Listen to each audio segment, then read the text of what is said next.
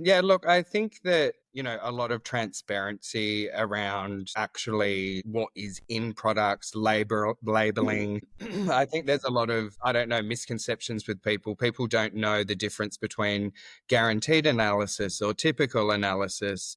People don't often realize that, the first 5 to 6 ingredients that they're reading on that ingredient panel are what make up the lion's share of that product. So I definitely think that we should be paying more attention to that. We should be educating people on how to read those things. And I would say that there's a lot of work that we have to do as independent pet retailers to undo a lot of the work that has been done from very large marketing companies. I think that there needs to be actually standards in place. Australia doesn't have currently any pet food standards whatsoever. You can pretty much bag up anything and put a dog's face on it and it can be classified as pet food. And then, on top of that, we throw around terms a lot like AAFCO approved. And AAFCO really, whilst people see it as a badge of honour, AAFCO is a minimum standard. So all you're saying is at the bare minimum, we're meeting some kind of base level of what your pet should have. If you want to be looking for something that's fantastic, you should be looking something that well exceeds AAFCO standards. We are here with the lovely Luke from Fetch House in Sydney. Thank you so much for coming and having a chat today. No problem. Thank you for having me. Good to finally make it Anytime. after all the chatting. Excellent, excellent. Now, tell us a little bit about, I know you've been in the pet industry for quite a long time. Do you want to give us the quick elevator pitch on sort of where you've come from and where you are now? Sure, I'll try and make it as quick as possible. Ish. I've been in the pet industry. I've been in the pet industry for 25 years. So when I first started, I was doing dog walking and dog grooming. Then I started working in a pet store and worked for a very entrepreneurial person in a company called My Pet Warehouse, and basically worked my way through sort of store manager, area manager, and went up into buying and marketing roles. So went from there, then moved into a company called Best Friends, and then went on to a pure play online business called Pet Culture, which was owned by Woolworths. Then when Woolworths purchased Petstock, I decided that I was sick of creating everybody else's dream for them. And I had wanted to open my own business and do my own thing for, at least sort of 8 to 10 years. And I had a realization moment where I was like, what am I waiting for? To die, because I'm, not getting any younger, and I need to put my money where my mouth is. So, I sold a house and basically invested all the money from the sale of the house into Fetch House. And, I guess my whole concept around my business was that I was just at the point in my career where I was sick and tired of, really having to, I guess, do things that went against my morals or recommend things that I wasn't a huge fan of. And I wanted to create a space where, ultimately the products that were on my shelf that I could stand by and that I would use with my own pets and that I trusted. And I also wanted to create an environment where, we really educate people and tailor the information or the advice per the customer. With no agenda. I'm not a puppet for any brand. I am there with the pet first mentality. And I think that I just wanted to get to the point where I didn't need to, satisfy a board of directors or, investors in a business by having sales numbers on paper. And achieving or delivering specific things, whereas I feel with what I'm doing in the long run, I will be successful, but also at the same time I can go to sleep at night with a moral compass, knowing that what I'm doing is genuine, and that was probably the most important thing for me. That's probably the quick maybe 1.5, 2 minute version. Excellent.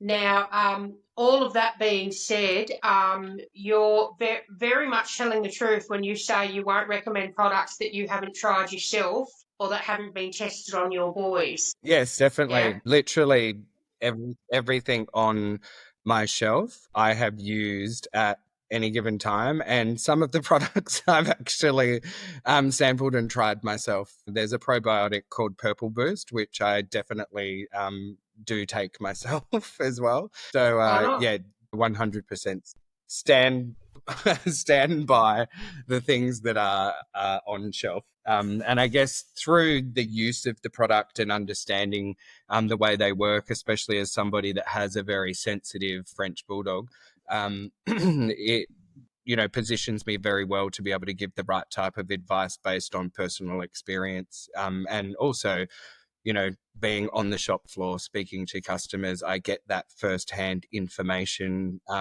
from how other people's clients dogs react to things and problems that I'm able to fix through recommendation. absolutely. And you've got some pretty high standards when it comes to product ingredients, haven't you? Yeah, 100%. I think one of the worst things in the pet industry, globally, is the fact that um, we're kind of dictated to through the people that have the most money, and the people that manage to get the most airtime.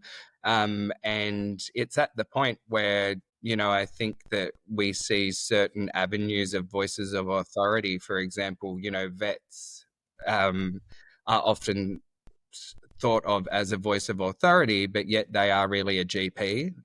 They're not a nutritionist. So people take the advice and then they don't even flip the label around. They just go, well, the vet said that's what I should have, so that's therefore correct and gospel. So yeah, I'm very specific. Like, sometimes I will have people come into my store who will be trying to, obviously, they're looking for people to stock the brand. And because of my time in the industry, you know, I more often than not will already know the product, and it may come across as maybe arrogant to some people, but for me, I'm just like, look, save your spiel because your product will not be going on my shelf. Like, I already know enough about it and I know what's in it. And it doesn't align with the values of my business. I more see that as me having a standard and also me not wasting anybody else's time on them going through their normal sales pitch when it's not going to end up going anywhere. Fair enough too. We were talking off camera a little bit this week about one of our pet hates, which is product labelling, and what we'd like to see happening generally in the industry, as opposed to what we often see on shelves, not so much yours at the moment. So tell the viewers and listeners a little bit more about your take on that side of things. Yeah, look, I think that a lot of transparency around actually uh, what is in products, labeling. I think there's a lot of I don't know, misconceptions with people. People don't know the difference between guaranteed analysis or typical analysis. People don't often realize that, the first 5 to 6 ingredients that they're reading on that ingredient panel are what make up the lion's share of that product. So, I definitely think that we should be paying more attention to that. We should be educating people on how to read those things. And I would say that uh, there's a lot of work that we have to do as independent pet retailers to undo a lot of the work that has been done from very large marketing companies. Understanding ingredients. There's certain brands when people come in and they tell me that that's what they're feeding at the moment and tell me the problems that they have.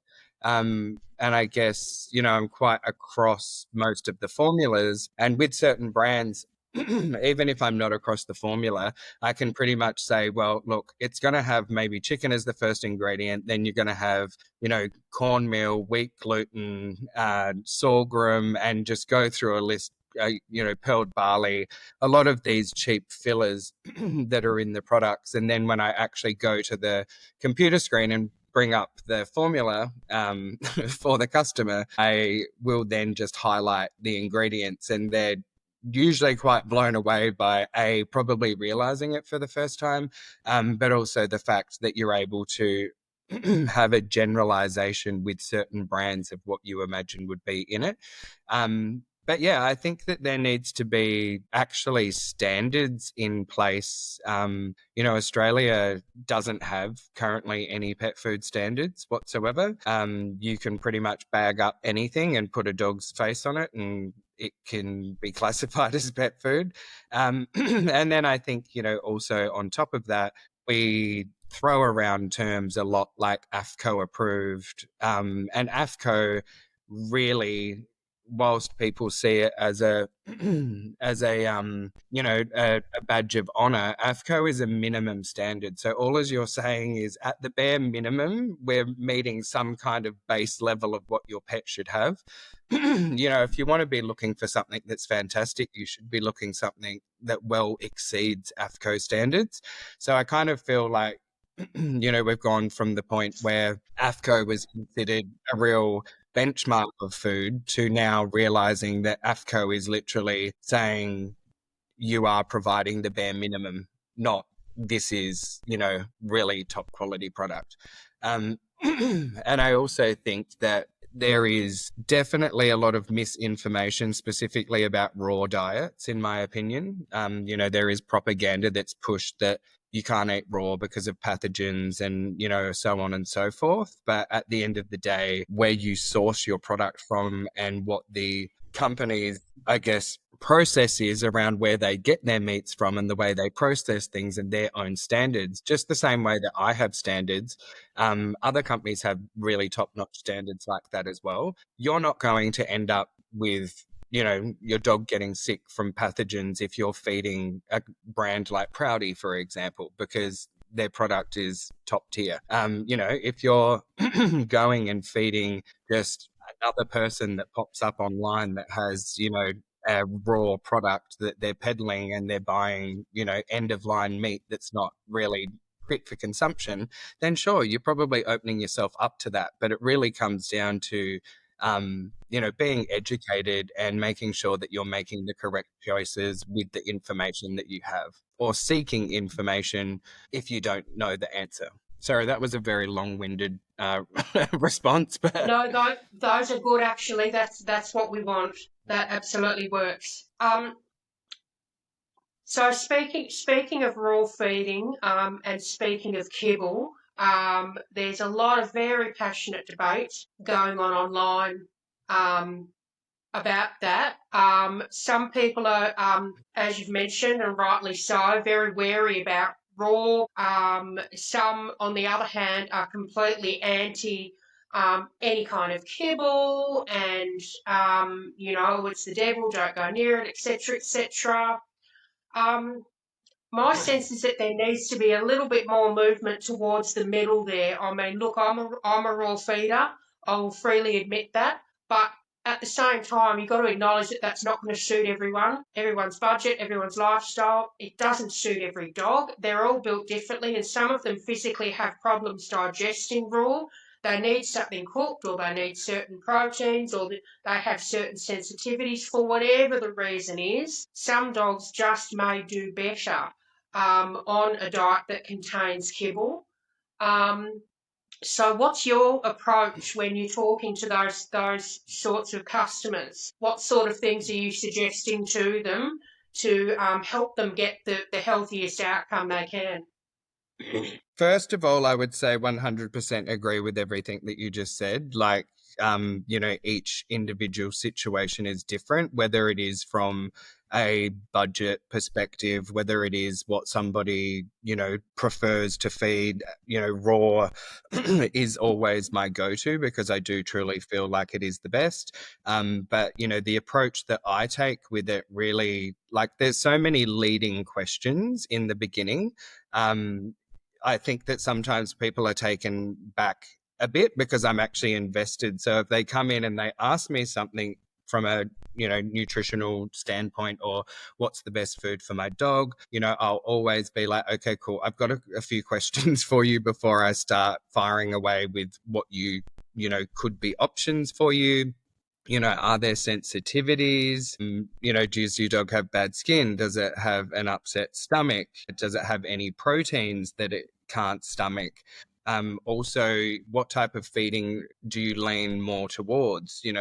Do you understand what air dried and freeze dried is? Like, there's a lot of products that are on the market that people don't even actually really know what they are. They just see it as a very expensive 4 kilo bag of food without realizing the calorie density of the product and the way that it's processed. So I like to go through all of those processes first, and obviously find out what they are feeding or what they have fed, and if that has caused any adverse reactions. Absolutely, 100% agree. Thank you so, so much. We got to get you back because there's so much we could talk about. No problem. Thank you for having me. Pleasure, anytime.